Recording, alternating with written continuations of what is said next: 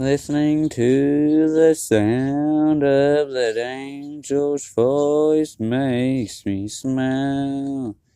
Then one night when I saw the angel, she brought me to tears. While I'm at church, I hear the sound of the angel, and God's voice enters the room. When I told the angel I loved her, she cried.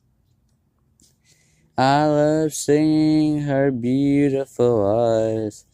Then that night I heard someone talking, and there was an angel walking over me.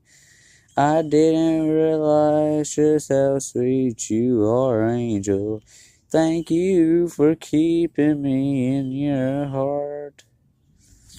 Then the next morning I woke up to a knock on my door from that sweet, beautiful angel with her voice. She said, I came here to spend some time with you. That made me cry. Then a few days later, that angel came back and told me she had something to tell me on Sunday at church.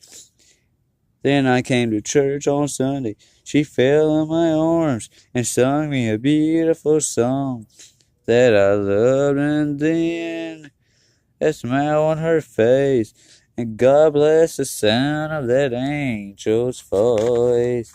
She knows I love her in my heart. God bless you all.